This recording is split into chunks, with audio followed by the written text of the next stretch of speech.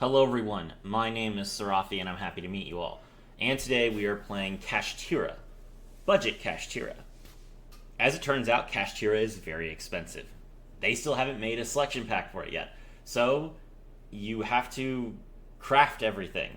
And there are a lot of URs in this deck. There's Kashtira Risehard is 3 of UR, Fenrir is a UR, Unicorn is a UR, Kashtira Theosis is a 3 of UR, you got Arise Heart, which is 3 of UR, so it's a very expensive deck. But I managed to build the core of the deck and just not play basically any hand traps or any real extra deck monsters at all.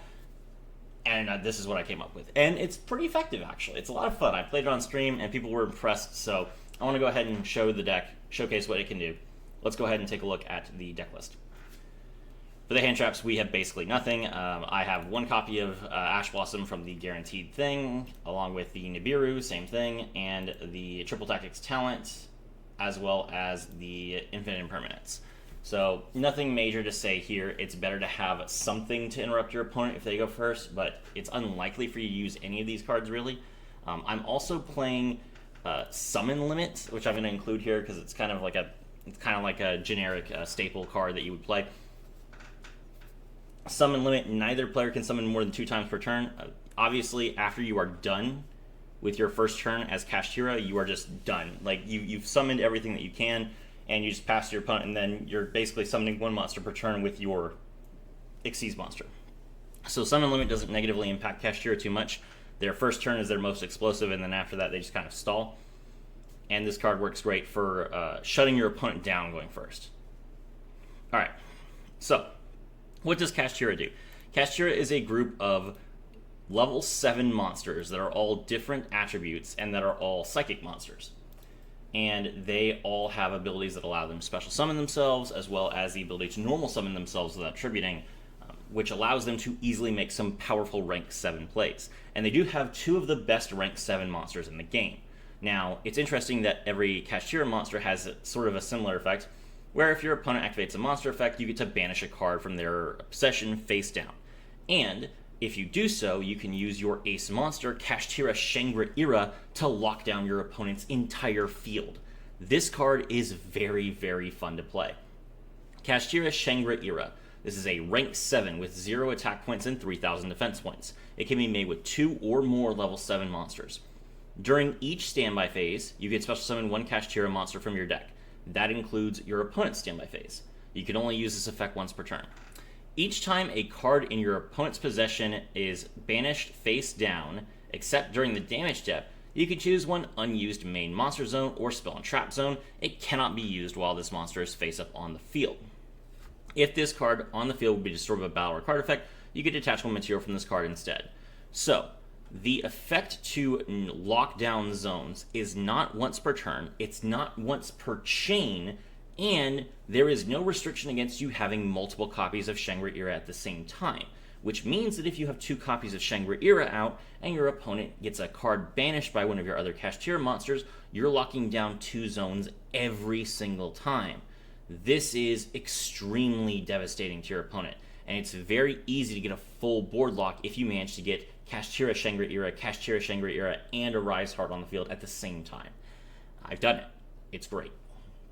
So, I don't usually go over the extra deck monsters to start with, but this card is just the whole deck. So, I wanted to make sure you guys understood how powerful banishing cards face down was before we talked about the main deck. For the main deck, we have Psybeast. Psybeast is a level 2 monster with 700 attack points and 500 defense points. It's a psychic monster, and when this card is normal summoned, you can banish 1 psychic monster from your deck. If you do, this card's level becomes the level of that monster. There are basically no Kashtira monsters that you want to normal summon unless you have Kashtira Birth, so this card is a great option for a budget deck to allow them to get some extra extension and potentially go into an Xyz monster with limited Kashtira materials. Banishing a Kashtira monster from the deck actually kind of acts like a search, because if you can play Kashtira Birth or Kashtira Preparation, you can special summon Kashtira monsters that have been banished, so Psybeast is a great card, and of course all the Kashtira main deck monsters are psychics, so this works great for it. If you don't play Psybeast, you could play Adventure, which would be the smarter play, and Adventure Kashtira I'm sure would be lots of fun, but this is a budget, and this is a rare card, so it's an excellent normal summon. Kashtira Rise Heart. This is one of the best cards in the deck. It's a level 4 monster. If you control a Kashtira monster, you can special summon this card from your hand. Also, you cannot special summon monsters from the extra deck for the rest of the turn except Xyz monsters. That's not a problem. During your main phase, if this card was normal or special summon this turn, you can banish one Kashtira card from your deck except Kashtira Rise Heart and banish the top 3 cards of your opponent's deck face down. If you banished any cards from your opponent's deck, this card's level becomes 7 permanently. You can only use each effect of Kashtira Rise Heart once per turn. The main problem with Rise Heart is that it is your other only normal summon, and the problem is if you have Kashtira Rise Heart and Kashtira Rise Heart, you end up with a level 4 and a level 7, because you can't activate the effect only once per turn, but you can only activate it the turn that Kashtira Rise Heart is summoned. So that's kind of rough. 2 Kashtira Rise Heart's definitely a brick, but otherwise the card is extremely good. It's also level 4, which means that you can search it off of your Reinforcement in the Army, which is the only reason we're playing it. Kashtira Fenrir. This card is ridiculous. This is the Earth Kashtira. 2400 attack, 2400 defense. If you control no monsters, you can special summon this card from your hand. You can only use each of the following effects once per turn. During your main phase, you can add one Kashtira monster from your deck to your hand. So there are 3 searchers in Kashtira, and this is the monster one, which is why it's the best, and therefore it's the one that's limited to 1. When this card declares an attack, or if your opponent activates a monster effect, you can target one face-up card your opponent controls and banish it face down. That's extremely good. So basically, you can just banish one of your opponent's cards. Fenrir sees play in basically every deck, which is why it's limited to 1, because it's just a free banish, and also level 7, which can very easily be combined with a hand trap to go into Barone. Level 7 is just a good level. So this is a great card, and I'm sad that it's not at 3, but regardless, we play it and we use it to great effect. We can get access to it with Theosis as well, so we have more access to it than most decks. Kashtira Unicorn. This is a level 7 wind monster. It sees play in Speedroids, at least it did before Barone got banned. If you control no monsters, you can special summon this card from your hand. You can only use each of the following effects once per turn. During your main phase, you can add one Kashtira spell from your deck to your hand. When this card declares an attack, or if your opponent activates a monster effect, you can look at your opponent's extra deck, and if you do, banish one monster from it face down. So Unicorn is the spell searcher, which is also very, very good. You can use it to do Birth, so that you have the ability to normal summon without tributing and special summon a monster once per turn. Or you can use it to get Theosis, so you can special summon from the deck. Either way, fantastic. And then the ability to banish cards from your opponent's extra deck is insane. You can use it to get cards like the Promethean Princess or the SP Little Knight out of the way before your opponent can even use them. It's extremely devastating. You use it once on your turn, once on your opponent's turn, then before your opponent even has access to the extra deck, they have already down 2 cards. It's like Dogmatica, except way better, because banishing face down is much better than sending it to the graveyard. Yeah, so this card is amazing. Kashtira Ogre. This is the only card that we're allowed to play 3 of, so we're going to play 3 of it. Don't believe me. If you control no monsters, you can special summon this card from your hand. You can only use each of the following effects once per turn. During your main phase, you can add one Kashtira Trap from your deck to your hand.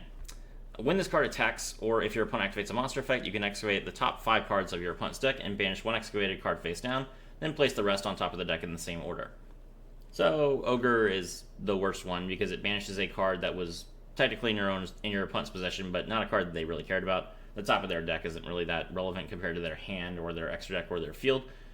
But Ogre still gets you a trap card, and that's pretty nice. The Kashtira Preparations trap is insanely good. I've used it to great effect. It's really good against Labyrinth, especially. So, yeah, I like this card, and play it at 3 because you need starters. Next up, we have Scareclaw Kashtira.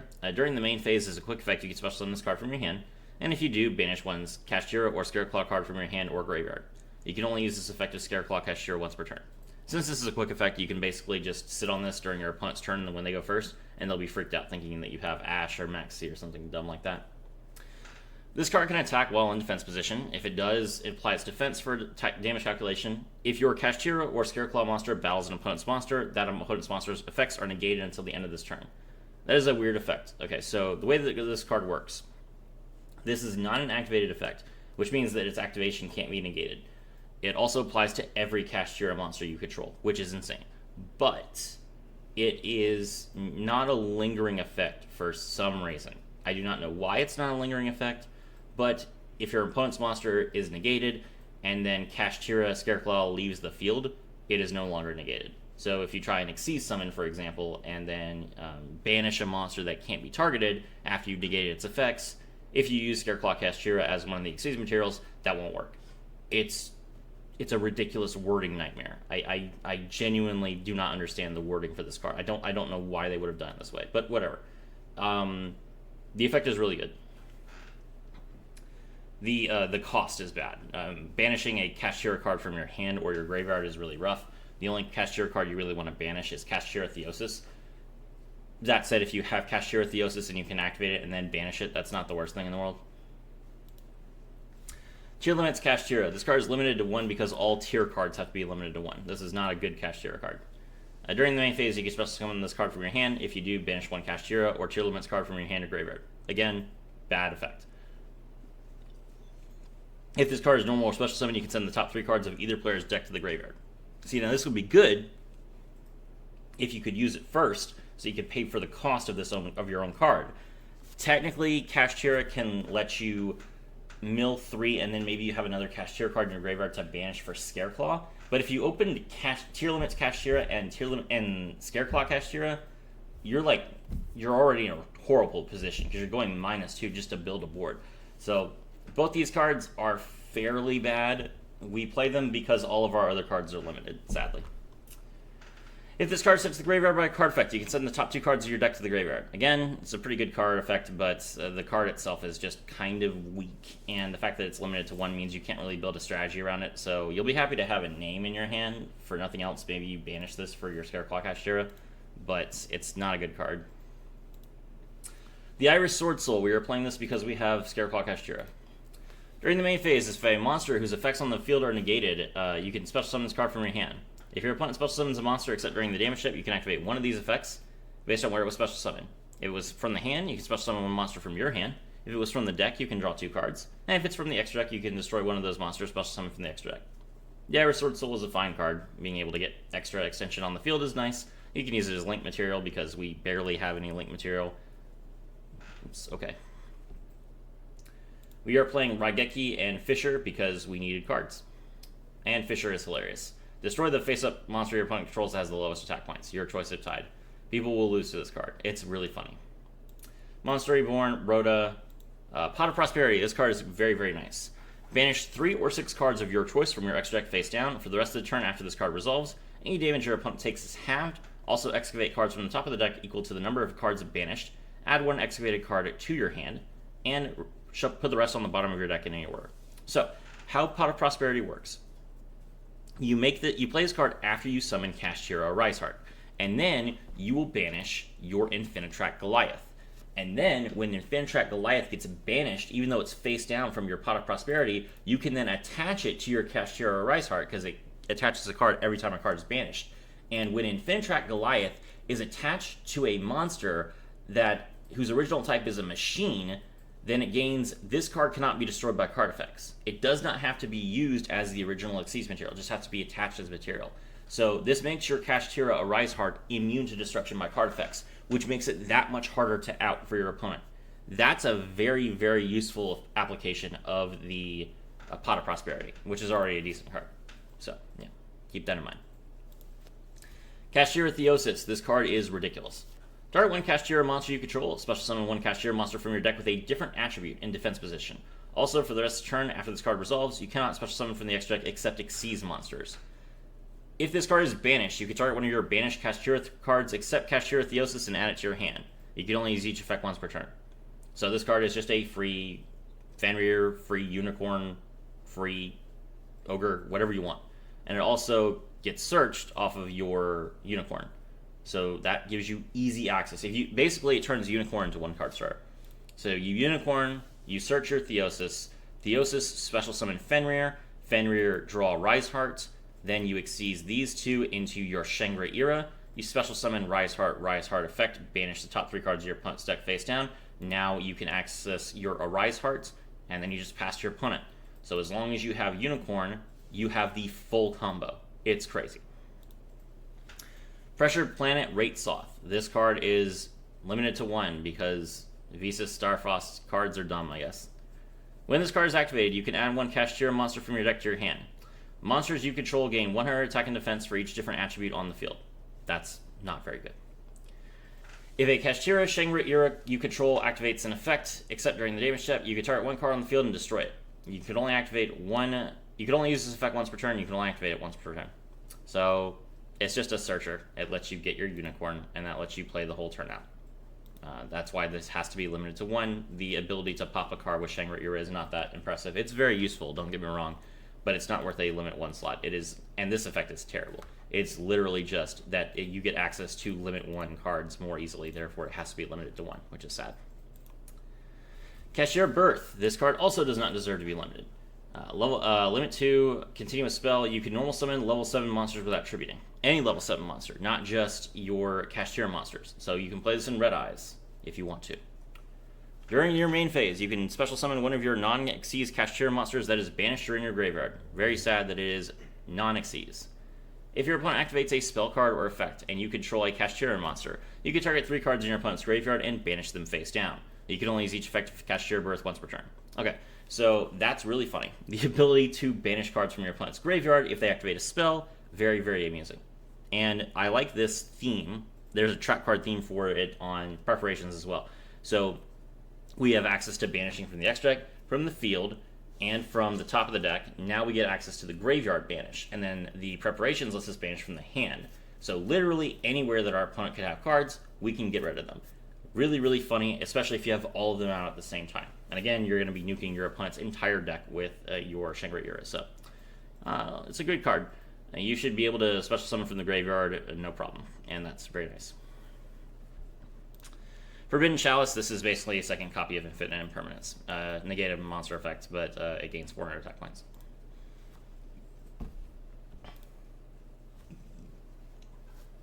Kashtira Big Bang. If a Kashtira Xyz monster is on the field and a player controls 2 or more monsters, they must banish monsters so they control face down, so they only control 1 monster. This is very rough. I mean, yes, you can play this card as an emergency if the only monster you can make is your Shangri-Ira or your Arise Heart. But usually you make those 2 monsters together, and you do not want to get rid of either one of them. So, Big Bang is a card that you would only play when you are losing, which is not a good card to have. You want to be winning. If this card is banished, you can target one of your Kashtira Xyz monsters and add one of your Kashtira monsters that is attached to it to your hand, and then you can special summon that monster from your hand. That effect is pretty good, so it's nice to have this as an option to banish with your Arise Heart.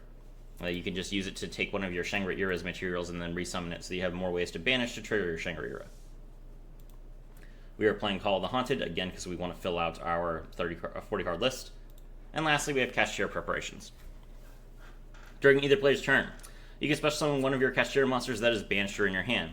If your opponent activates a trap card or effect, you control a Kashtira monster that already, and this card is already in your face-up spell and trap zone, you can look at your opponent's hand, and if you do, banish 1 card from it face down. That's insane.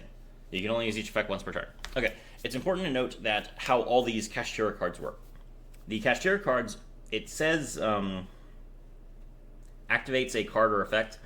The way that these cards work is the monster, like Kashtira Fenrir, by the way, like when this card, if your opponent activates a monster effect, example, the Fenrir or the Preparations or the Birth or the Unicorn, whatever, has to be on the field at resolution. That means that if the effect removes the monster from the field, you do not get to banish the card, because it's not like it's going on the chain at the end of the chain. It's starting a new chain. That also means that the card does not need to be in play when your opponent initially activates the card. So for example, if your opponent activates a trap card and you chain the trap card, if you chain the trap card with your Preparations, you did not have a Kashtira monster on your field when they activated the trap card, but you special summon the Kashtira monster, then the trap card resolves, now you get to banish from their hand. That's how it works. It's weird. Okay, for the extra deck, we are playing 5 non-important Synchro monsters that we got for free for the Sword Soul thing. That is simply so that we can have 6 monsters to banish with the Infinitrack Goliath and the Pot of Prosperity. Again, it's a budget deck. Number 11, Big Eye, requires 2 level 7s. Once per turn, you can detach 1 material from this card, target 1 monster your opponent controls, take control of this monster, and this card cannot attack the turn this is activated. Pretty good. You can use this to steal monsters, they can still activate their effects, they can still attack, it's great. Red Eyes, Flare Metal Dragon, requires 2 level 7s. Cannot be destroyed by card effects while it has material. While this card has material, each time your opponent activates a card or effect, burn your opponent for 500 immediately after it resolves. Any card or effect. That is dumb. Not once per chain either. Once per turn, as a quick effect, you detach one material from this card, target one Red Eyes normal monster in your graveyard, and special summon it. I am telling you guys, Kashtira Red Eyes could definitely be a thing, but we'll leave that for alone for now. Shangri-Ira, I've already explained. Arise Heart, rank 7, 3000 attack, 3000 defense, requires 3 level 7s. Once per turn, you can also exceed summon Kashtira Arise Heart by using one Kashtira monster you control if the effect of Kashtira Shangri-Ira was successfully activated this turn. Any card sent to the graveyard is banished instead. That's amazing. Blocking out your opponent's graveyard is crazy good, and they don't like having their cards banished unless they are playing Philanderies. If they are playing Philanderies, surrender. Once per chain, each time a card is banished, attach one banished card to this card's material. Never mind, you can completely destroy Philanderies. Once per turn, as a quick effect, you can detach 3 materials from this card, target one card on the field, and banish it face down. That triggers your Shangri-Ira, which is pretty good. So yes, Arise Heart is an absolutely insane boss monster, just locking out your opponents, and then whenever they try and do something, your other monsters just banish their cards. That lets Kashtira Arise Heart stack up materials, and then if they summon something after you've managed to negate all their cards, you just banish that card, and then you continue to lock down their board. Eventually, they run out of monster zones, and that's great. Last card is SP Little Knight, requires 2 effect monsters. If this card is link summoned using a Fusion, Synchro, Exceeds, or Link monster's material, you can target one card on either field or in either graveyard and banish it. Also, your opponent's monsters cannot attack directly this turn. And when your opponent activates a card or effect, you can target 2 monsters on the field, including one monster you control, and banish them until the end of the turn. Great card. Okay, let's take a look at the replay. Okay, so we are going first against Salamangreat. We have our Rise Heart and our Fenrir, along with Imperm and Kashtira Preparation. We are going to go off hard. We'll start things off by special summoning Fenrir. Now, we don't have a way to get another Kashtira monster on the field except Rise Heart, which is not enough, so we're going to draw our Kashtira Scareclaw so that we can banish our preparation and get it on the field. That lets us special summon Rise Heart, and now we can exceed the 2 non-Rise Heart monsters into Shangri-Ira. Then we activate Rise Heart's effect. We're going to banish the Ogre to banish the top 3 cards of our opponent's field. That lets us activate Shangri-Ira's effect to knock out one of our opponent's zones. Now that we've activated Shangri-Ira's effect, we can exceed a Rise Heart just using Rise Heart. Set the Imperm and pass. It's our opponent's turn. Shangri-Ira is going to let us special summon a Kashtira monster from our deck. We choose Unicorn. Our opponent is going to normal summon Salamangreat of Fire. We're going to chain Infinite Impermanence so the opponent can't search, and then we're also going to use Kashtira Unicorn here.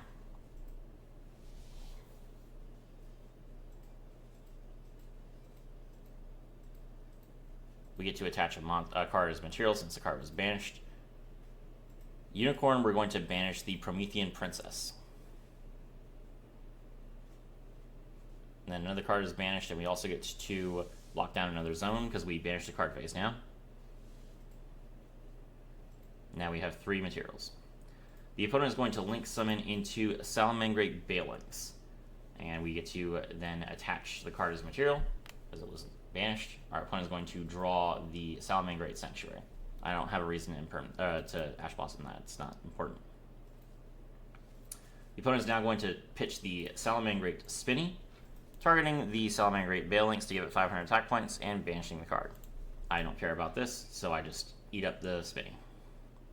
The opponent is going to chain to my eating the Spinny by activating a Royal Salamangreat Charge. If you control a Fire, Ritual, Fusion, Synchro, Exceeds, or Link monster whose current attack is different from its original attack, you can target one card on the field and destroy it.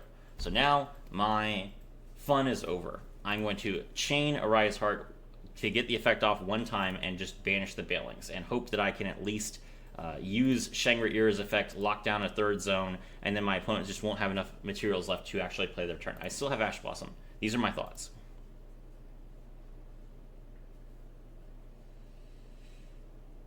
I know that one card in the hand is Salamangreat Sanctuary. But, Imperm Zone, chat. He activated the Imperm Zone, so the spell card is negated. And he concedes. Alright, there you go. So that is how you can use Kashtira to lock down your opponent, banish all their cards, give them no access to the graveyard. The opponent could not use the effect of Gazelle if they had it, because none of their cards that went to the graveyard were actually go to the graveyard. They could not use Spinny to revive because they banished it. They just could not activate any cards. I got rid of their Promethean Princess before they could even start their turn. It's insane. So my name is Sarafi, and I was thrilled to have all of you with me.